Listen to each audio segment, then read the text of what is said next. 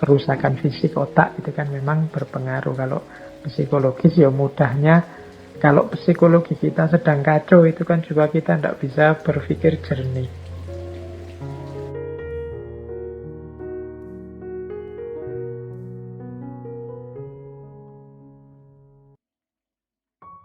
Perkembangan kognitif manusia itu sendiri, ini sebenarnya bisa secara biologi maupun secara psikologi. Kalau secara biologi ya mungkin yang ahli neurosains bisa menjelaskan ini. Jadi yang ahli neurosains itu kan bisa menjelaskan ada hormon ini, hormon itu, dan lain sebagainya dalam diri manusia, termasuk bagian akal yang mana, cirinya apa, bagian otak yang mana, karakternya apa, mendukung, berpikir apa, dan lain sebagainya. Ahli-ahli neurosains bisa menjelaskan. Kalau saya menjelaskan nanti dianggap masuk ke wilayah yang bukan wilayahnya. Jadi nalar juga terbatasi dari aspek otak tadi secara biologis. Ada efeknya juga dalam kemampuan berpikir.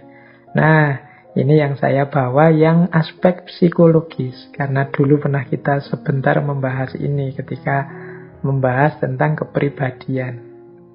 Jadi perkembangan kognitif secara psikologis ini juga membatasi cara orang berpikir. Ternyata kemampuan berpikir itu juga berkembang. Jadi ada perkembangannya, ada level-levelnya yang kadang-kadang orang-orang tertentu mengalami lambat tumbuh kembangnya atau sampai dewasa tidak canggih cara menggunakan daya kognisinya. Jadi ini teori perkembangan kognitif yang berasal dari seorang psikolog namanya Jean Piaget. Ini untuk ilustrasi saja. Ini sebenarnya ini menjelaskan bahwa nalar juga bisa terbatasi oleh perkembangan biologis maupun perkembangan psikologis. Nah, yang biologis ya nanti bisa ditanyakan ke ahli-ahli neurosains. Yang psikologis contohnya ini. Jadi bagaimana manusia itu juga secara kognitif bukan kok langsung jadi full bisa berpikir mendalam, reflektif, kontemplatif, tidak begitu. Kognisi juga, otak kita juga mengalami perkembangan-perkembangan yang dimulai sejak lahir. Nanti di teori perkembangannya yang biasa ini ada 4 fase perkembangan kognitif. Jadi berarti kemampuan berpikir manusia itu berkembang step by step, tidak langsung full penuh.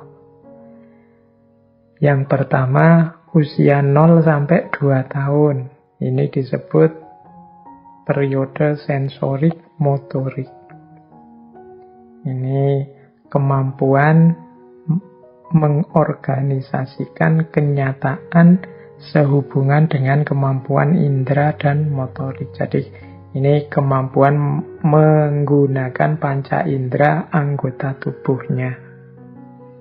Nanti baru di usia 2 sampai 7 tahun namanya fase preoperasional. Nah, di sini mulai kenal dirinya, mulai bisa membedakan antara dirinya dengan yang lain. Mulai muncul egosentrisme, pemikiran tentang aku, dan mulai bisa berpikir simbolik. Kalau aku melakukan ini, nanti dapat ini. Kalau aku melakukan itu, nanti dapat itu. Itu usia preoperasional. Nah, usia 7 sampai 12 ini sudah mulai bisa berpikir realistis, konkret, memahami lingkungan sekelilingnya. Memahami dia tidak hidup sendiri loh, ada orang lain, mulai pinter berteman dan lain sebagainya. Ini fase konkret operasional.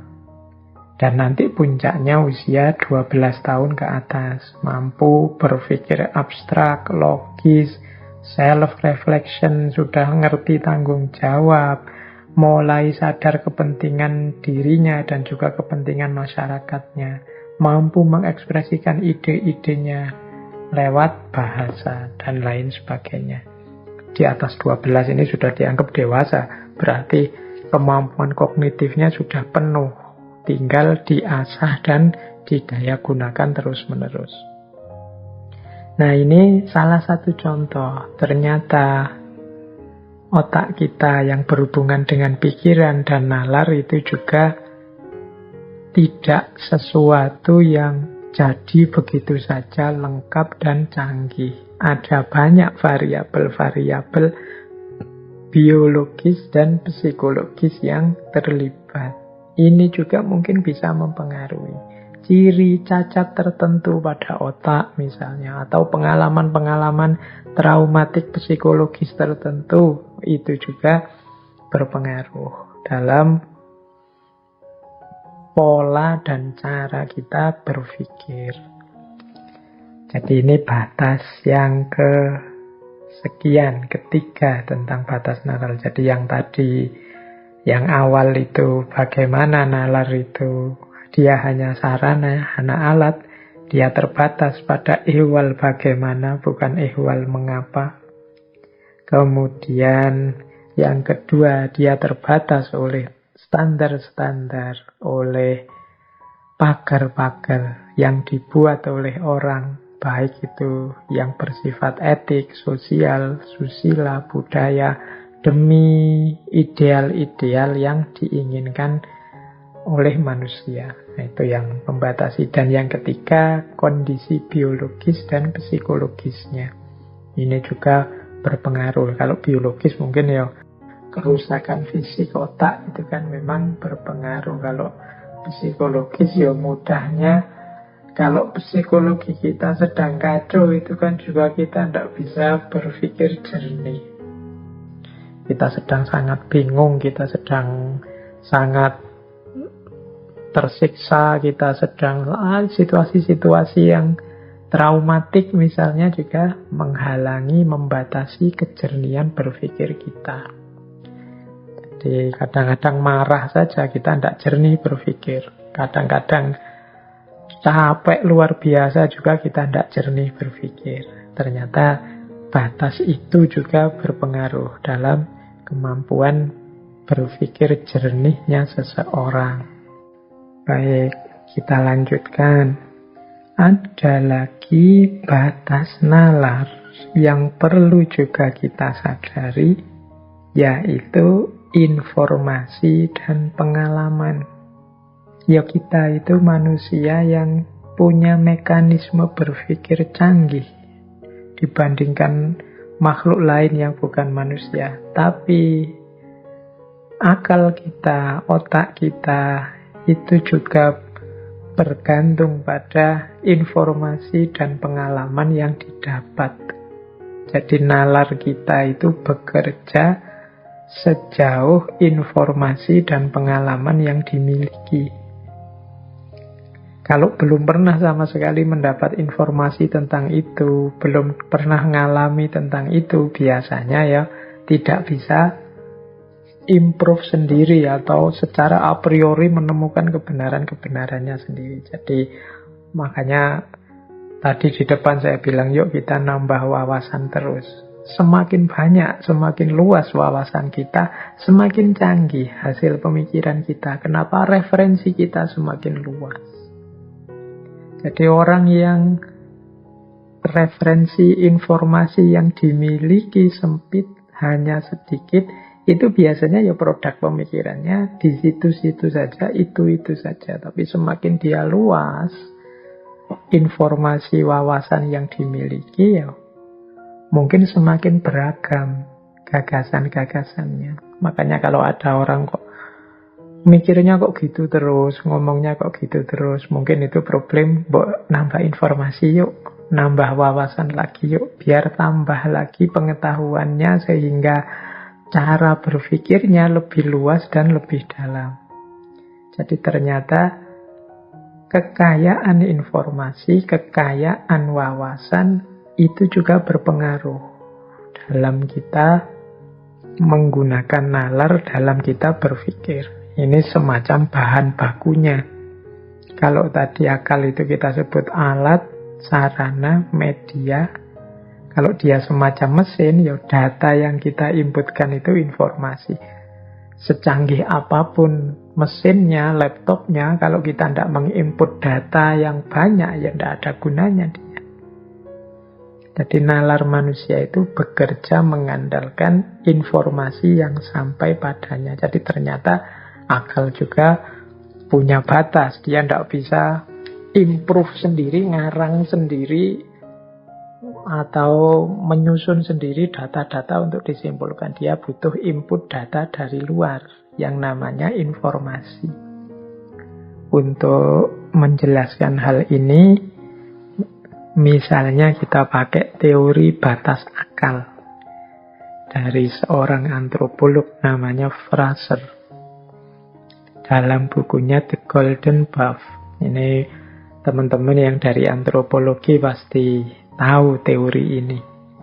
Teorinya namanya batas akal. Jadi perkembangan hidup manusia itu ditentukan oleh pemikirannya. Sejauh mana dia bisa memecahkan masalah-masalah dengan akal, dengan pengetahuan yang dia miliki. Jadi peradaban manusia itu sebatas jangkauan akalnya. Semakin luas jangkauan akalnya, ya semakin luas, semakin maju budayanya. Ini pandangannya Fraser. Nah, nanti ini sebenarnya teorinya mengarah pada tentang magic, ilmu gaib, dan religi. Dia menguraikan begini, dulu ketika wawasan manusia masih sempit, kemampuan berpikirnya terbatas, mereka tidak mampu memecahkan problem-problem mereka dengan akal. Jadi kata Fraser, manusia-manusia mungkin sejak zaman primitif dulu ya, itu kan wawasannya terbatas, pengetahuannya tentang alam semesta juga terbatas. Nah, mereka tidak bisa menyelesaikan soal-soal hidup ini dengan akalnya. Mereka belum menggali, belum mengobservasi seperti manusia modern. Sehingga kalau ada problem-problem hidup, mereka menyelesaikannya dengan wawasan-wawasan supranatural, magic, ilmu gaib, dan lain sejenisnya. Nah, nanti ada level lagi lebih tinggi. Mereka kemudian sadar, mungkin karena wawasannya tambah, ternyata ilmu gaib itu tidak ada gunanya, tidak ada manfaatnya. Mungkin ada daya yang lebih kuat, daya yang lebih kuasa di balik yang kelihatan ini. Dimulailah mode hidup budaya yang namanya budaya religi. Jadi ketika orang bersandar pada kekuatan, kekuasaan di luar diri mereka. Nah, ini teorinya Fraser. Mungkin nanti bisa dilanjutkan ketika manusia semakin cerdas, misteri-misteri alam terbongkar semua, mungkin gaya hidupnya berubah lagi. Jadi ternyata kedalaman hidup manusia itu ditentukan oleh kapasitas berpikirnya. Yang kapasitas berpikir ini tergantung informasi-informasi wawasan yang dimiliki. Yang wawasan ini secara umum diperoleh dari experience, pengalaman. Makanya nalar juga terbatas oleh informasi dan pengalaman. Jadi kalau kita tidak punya informasi, tidak bisa menganalisis, tidak bisa memikirkan, wong kita tidak punya data. Jadi kalau ada orang bilang, kamu ngomong jangan ngawur loh ya, datanya mana? Nah, tuntutan untuk datanya mana ini sebenarnya mengimplikasikan pandangan orang itu tidak mungkin bisa menyimpulkan secara tepat, memikirkan secara pas kalau dia tidak punya data. Informasinya terbatas. Yang informasi itu diperoleh semua dari pengalaman. Kalau saya bilang pengalaman, bukan berarti kok harus dialami dulu baru ngerti yo. Pengalaman membaca, pengalaman diskusi, pengalaman seminar, atau kalau hari ini populernya webinar. Itu juga kan termasuk pengalaman. Saya kemarin pengalaman webinar dengan beliau dan dapat wawasan ini, itu kan nambah wawasan dari pengalaman, meskipun bukan pengalaman langsung. Jadi ini juga dapat dikatakan yang membatasi kemampuan berpikir manusia. Sejauh mana informasinya dia miliki, bahkan nanti bisa dilanjutkan sejauh mana juga informasi itu valid atau tidak. Makanya nanti akan kelihatan produk-produk pemikiran dari orang-orang yang mungkin masih hanya punya sedikit informasi dengan mereka yang sudah luas wawasannya, mengerti macam-macam. Kenapa kok yang informasinya lebih sedikit berbeda dengan yang wawasannya luas? Ya karena yang informasinya lebih sedikit, lebih terbatas kemampuan mengoperasikan akal budinya. Oke, baik. Kita ulang lagi ya. Tadi sudah berapa yang menjadi titik-titik keterbatasannya nalar. Ada aspek posisi nalar sebagai yang bukan kunci, tetapi dia hanya alat dan sarana saja. Yang kedua tadi standar-standar yang dibuat sendiri oleh manusia.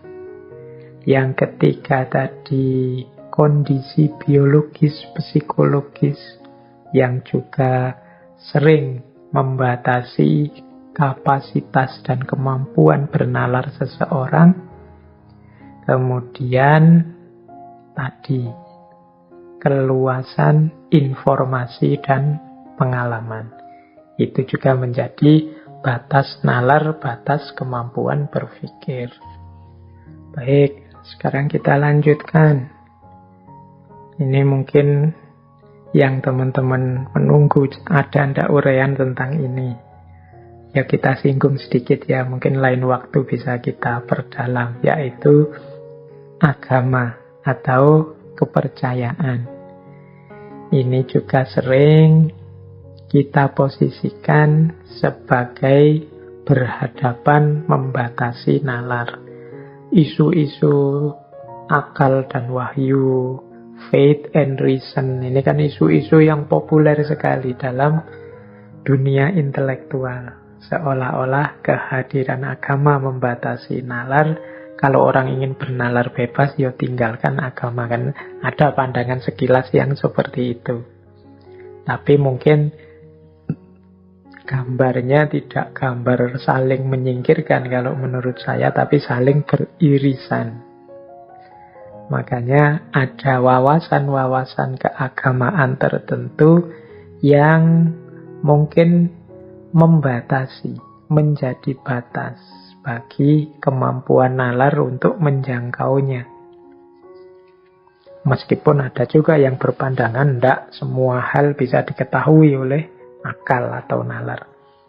Ya, mari kita bahas pelan-pelan ya, kita ambil beberapa ilustrasi. Ada ayat misalnya yang kalau dalam Al-Quran itu melarang kita, konotasinya tapi ada yang menafsirkan larangan untuk misalnya memikirkan tentang ruh. Jadi kenapa? Karena kalau tentang ruh itu kalian hanya, kalau bahasanya Al-Quran itu bisa tahu hanya sedikit, tidak mungkin mendalam. Wa ma utitumul ilma illa qalila. Ruh itu urusannya Tuhan, kulir ruhu min amri rabbi. Jadi kalau kalian manusia itu ya taunya mesti serba sedikit. Itu tadi saya sebut konotasi, karena ya mudahnya kemudian orang menafsirkan berarti kita jangan berpikir tentang ruh. Tapi juga ada yang menafsirkan, loh kita tidak apa-apa berpikir tentang ruh, yang mencari yang sedikit tadi. Wa ma utitumul ilma illa qalila. Sedikit juga ndak apa-apa. Yang penting ya memang itu batas kita, yang qalila itu, yang sedikit itu. Jadi ada wawasan-wawasan keagamaan tertentu yang ini jadi titik batas yang kemudian akal tidak bisa menjangkau. Akal tidak bisa menjangkau itu bisa kalau dia memaksakan perspektifnya, terjadi distorsi-distorsi yang bagi kalangan agamawan tertentu merusak kepercayaannya, atau memang dia benar-benar tidak berdaya, benar-benar tidak mampu. Misalnya urusan akhirat, surga, neraka, itu kan sulit akal itu menjangkau. Mengapa? Karena akal tadi butuh informasi empiris, informasi pasti dan pengalaman.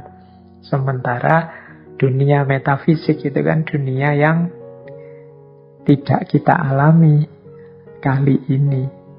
Jadi maka akal benar-benar terbatas. Ya, nanti yang bisa meraba-raba melakukan, kalau bahasa filsafatnya namanya spekulasi-spekulasi. Kira-kira seperti ini. Tapi dia tidak akan bisa menemukan yang hakiki. Pasnya seperti apa, karena memang bukan wilayahnya. Itulah mengapa nanti ada perspektif dalam filsafat itu yang sifatnya memberikan ruang kepada agama. Agama itu memang tempatnya orang beriman, orang percaya. Jadi ya silahkan saja orang mau percaya atau tidak percaya. Ini akal kemudian diposisikan harus memberikan ruang, memberikan tempat kepada agama. Karena agama bukan sesuatu yang bisa dijangkau oleh akal. Nah, ada pandangan yang seperti itu. Nah, jadi keberagamaan termasuk bagian yang sering dipandang sebagai batas bagi nalar. Yang sering sekali mungkin teman-teman dengarkan orang bilang, berpikirlah, jangan berpikir tentang zatnya Allah, tapi berpikirlah tentang ciptaannya. Tafakkaru fi khalqillah, berpikirlah tentang ciptaannya, jangan berpikir tentang zatnya. Ini implisit di situ pandangan, kalau engkau berpikir tentang zatnya, engkau tidak akan mampu, mesti mentok. Karena zatnya Allah di luar jangkauan akal. Nah, ini salah satu pandangan yang menyetujui bahwa agama menjadi batas, khususnya aspek metafisikanya menjadi batas yang tidak bisa dijangkau oleh akal. Ini tema yang luas sebenarnya kalau dalam diskusi tentang agama, khususnya kalau dalam Islam itu di ilmu kalam. Ada perdebatan panjang dari beberapa aliran tentang sejauh mana akal ini mampu menjangkau dan di titik mana dia tidak mampu menjangkau. Ada buku-buku ilmu kalam, mungkin teman-teman yang mahasiswa Usuluddin atau mahasiswa agama Islam itu pernah membaca buku-buku ilmu kalam ya, tentang perdebatan para mutakallim tentang sejauh mana kuasanya akal ketika berhadapan dengan agama. Ini ada satu pemetaan yang pernah saya lakukan. Saya lupa, kelihatannya juga pernah menyampaikan ini mungkin di sesi ketika membahas Imam Abu Hasan al-Asy'ari tentang kebebasan. Jadi ada 3 aliran masyhur dalam ilmu kalam itu yang membahas tentang kekuatan dan kekuasaan akal, kemampuan akal, yaitu aliran Mu'tazilah, Asy'ariyah, dan Maturidiyah. 2 yang terakhir ini, Asy'ariyah dan Maturidiyah, sering kita pandang sebagai kelompok Ahlus Sunnah wal Jamaah. Nah, 3 aliran ini punya perspektif yang berbeda tentang beberapa keimanan keagamaan. Ini di pemetaan saya itu ada 4 hal yang diperdebatkan oleh 3 aliran ini. Yang pertama, akal itu bisa tahu atau tidak adanya Allah.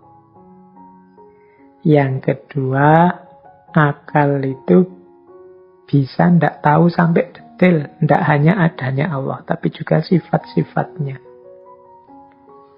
Yang ketiga, akal itu bisa tidak tahu baik dan buruk.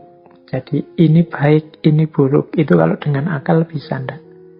Yang keempat, akal bisa atau tidak memutuskan ini baik dan harus saya jalankan, ini buruk dan harus saya hindari.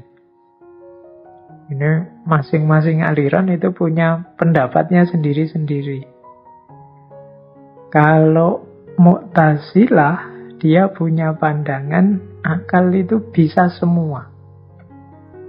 Jadi akal itu dengan kemampuannya dia bisa tahu bahwa Allah itu ada. Dia juga bisa tahu sifat-sifatnya apa saja dengan kemampuan berpikirnya. Dia juga bisa tahu mana baik dan buruk, dan dia juga tahu mana yang harus dijalankan dan mana yang harus dijauhi. Nah, ini Mu'tazilah memang dikenal sebagai aliran yang rasionalis dalam Islam. Sementara kalau Asy'ariyah itu kemampuan akal hanya sampai pada tahu adanya Allah saja. Di tiga yang lain, sifat-sifatnya baik buruk, termasuk menjalankan yang baik, menghindari yang buruk, akal itu tidak canggih. Jadi dia harus ikut apa katanya wahyu. Nanti ada juga Maturidiyah. Kalau di Maturidiyah itu akal bisa kok tahu adanya Allah. Akal bisa tahu sifat-sifatnya dan bisa tahu baik buruk. Yang akal tidak mampu itu menentukan mana yang harus saya jalani, mana yang harus saya hindari. Kalau ini yang terakhir butuh info wahyu. Ya masing-masing punya argumennya sendiri-sendiri. Kalau tahu adanya Allah, semua sepakat akal bisa. Jadi melihat alam semesta dengan ketertibannya atau pakai logika alam semesta ini adanya secara berantai dari sebab akibat, dan nanti Tuhan adalah sebab pertama yang tidak disebabkan dan lain sebagainya. Itu tentang keberadaan Allah itu akal mampu kok sampai pada kesimpulan tidak mungkin alam semesta ini tidak ada Tuhan. Tidak mungkin hanya kebetulan saja semuanya. Kebetulan kok sepas itu. Nah, pasti ada Tuhan dengan berbagai argumen. Kalau dulu kita pernah di ngaji filsafat itu ada paling tidak 7 argumen untuk membuktikan adanya Tuhan menggunakan akal. Jadi 3 aliran ini sepakat bisa pakai akal. Itu bukan berarti tidak perlu wahyu, itu urusan yang berbeda. Cuma ini hanya mengukur kemampuan akal dulu. Nah, kalau yang tentang sifat-sifatnya, Mu'tazilah, Maturidiyah bilang bisa. Hanya Asy'ariyah yang tidak bisa. Jadi bisa itu maksudnya dengan menggunakan akal kita bisa kok menetapkan beberapa sifat-sifatnya Allah. Sifat-sifatnya Tuhan misalnya, pasti dia maha kuasa, pasti dia maha penyayang dengan melihat berbagai fenomena, pasti dia maha teliti, pasti dia maha adil, dan lain sebagainya. Itu kan sifat-sifatnya yang bisa dijangkau dengan akal. Meskipun menurut Asy'ariyah enggak. Itu tetap kita memerlukan informasi-informasi dari wahyu. Ada juga yang tahu baik dan buruk.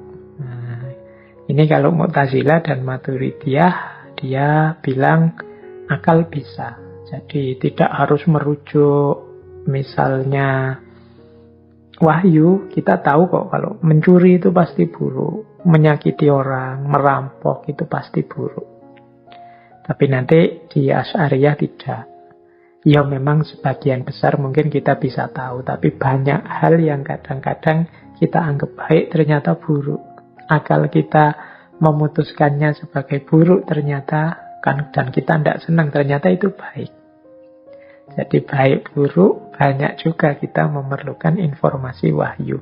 Akal saja terbatas pengetahuannya. Mungkin ada hal-hal tertentu dalam agama yang kita merasa, wah kok begini ya, ini jangan-jangan perlu ditafsir ulang. Itu menunjukkan kita tidak cocok dengan itu. Nah itu kata Mas Ari, maka baik dan buruk itu tetap kita memerlukan informasi dari wahyu. Kemudian menjalankan yang baik, menghindari yang buruk. Ini kalau Mu'tazilah, akal bisa semuanya. Akal itu tahu kok tanggung jawab kemanusiaan apa yang harus dilakukan dan yang harus dihindari. Tapi kalau ini Asy'ariyah dan Maturidiyah dua-duanya sama-sama bilang tidak bisa. Kalau untuk kewajiban dan larangan, mana yang haram, mana yang halal, itu tetap kita butuh informasi dari wahyu. Oke, ini ilustrasi saja bagaimana pandangan bahwa wawasan-wawasan keimanan, keagamaan tertentu itu bisa membatasi kemampuan berpikir kita. Ada yang sifatnya memang dibatasi seperti standar-standar tadi. Jadi jangan berpikir tentang ini, jangan berpikir tentang itu.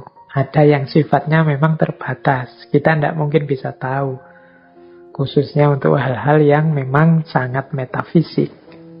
Jadi yang diilustrasikan tadi ya dengan perdebatan antara tiga aliran, Mu'tazilah, Asy'ariyah, dan Maturidiyah.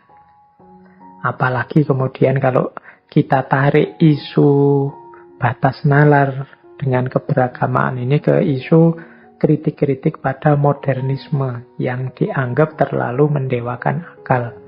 Misalnya dulu pernah kita bahas di sesi Sayyid Hussein Nasr ketika membahas Saintia Sakra.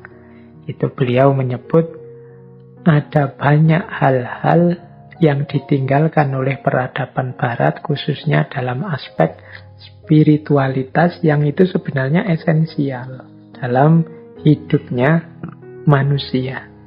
Dan di situ kan Sayyid Hussein Nasr mengkritik panjang lebar tentang gaya saintisme yang mendewakan akal yang jadi awal beberapa tragedi kemanusiaan manusia modern.